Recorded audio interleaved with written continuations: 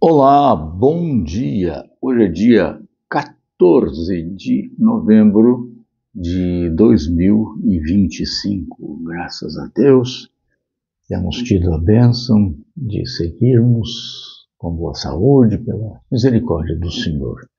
Ele nos deu uma noite tranquila, de paz, e agora esse novo dia que pela graça dele podemos viver para o louvor dele e para abençoar as pessoas que conviverem conosco.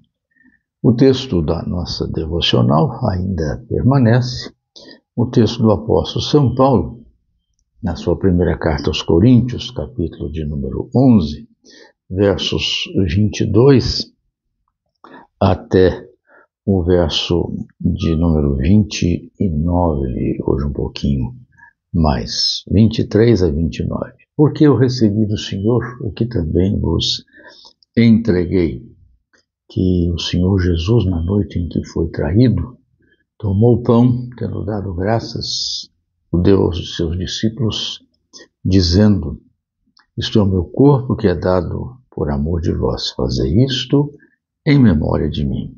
Por semelhante modo, depois de haver ceado, tomou também o cálice, dizendo: este cálice é a nova aliança no meu sangue, fazei isso todas as vezes que o beberdes em memória de mim.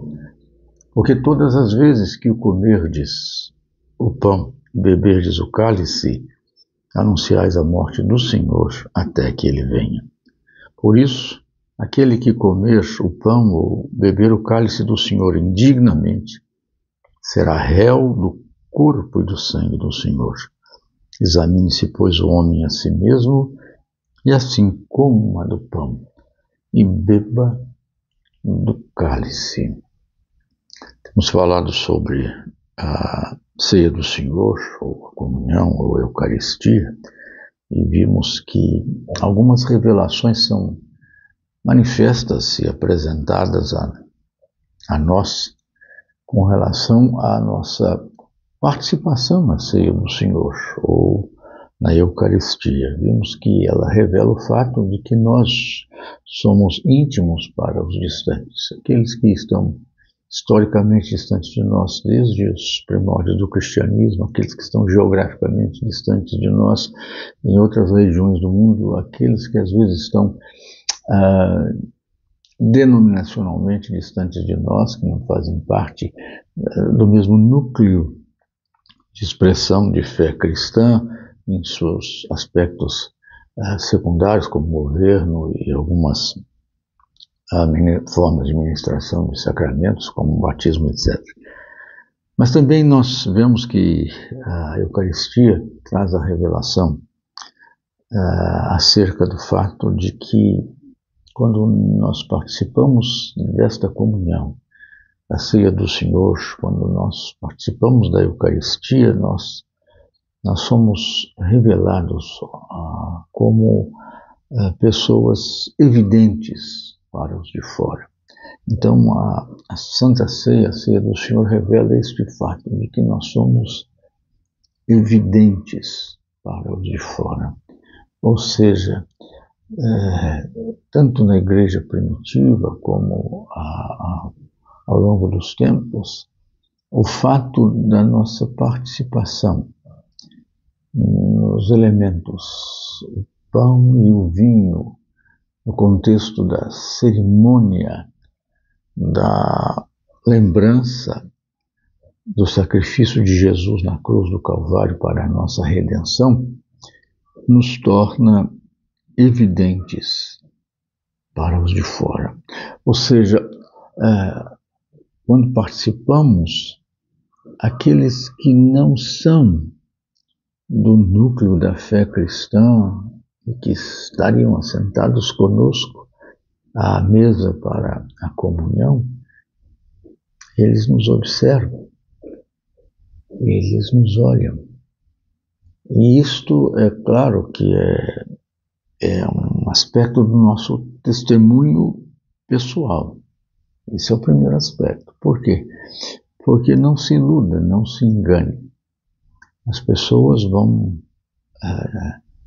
olhar e vão dizer: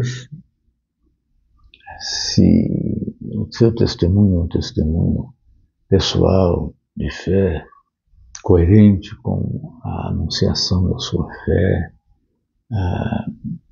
consonante com a sua manifestação, muitas vezes falada da fé, coisas assim, eles vão dizer que realmente isso faz sentido. Querendo ou não querendo, as pessoas estarão olhando para nós quando participamos da ceia do Senhor e vão dizer isso. E aquele ali, ou aquela ali, realmente tem compromisso. Aquele ali e aquela ali realmente tem uma vida coerente, uma vida que, na verdade, manifesta aquilo que ele diz que aceita, acredita, aquilo em que ele crê. Então, a nossa participação na ceia do Senhor, ela de fato revela que somos evidentes para os de fora. Nós temos a rodear-nos um grande número de pessoas que estão a nos olhar. Já não estão tão interessadas em nos ouvir, mas estão bastante interessadas em cotejar, em comparar o nosso falar com o nosso viver. Então, quando nós participamos da ceia, isto se torna mais claro ainda. E se torna, evidentemente, algo que é para nós bênção, no sentido de que as pessoas veem, de fato, a nossa vida com o Senhor, mas pode ser também algo extremamente prejudicial ao testemunho cristão, porque as pessoas verão como desdém, como chacota, mas como é que pode? Será que não entende que aquilo ali é uma coisa tão pura, tão santa, tão profundamente espiritual, que com a vida que leva, com a forma hipócrita que leva, não devia estar ali. Querendo ou não querendo, isso acontece, e é um desafio para nós. A experiência nossa, muitas vezes, é essa, né? Conhecemos pessoas que têm uma vida irregular, fora do casamento, com uma infidelidade sistêmica. São pessoas que têm uma conduta reprovável nos seus negócios, no seu dia a dia.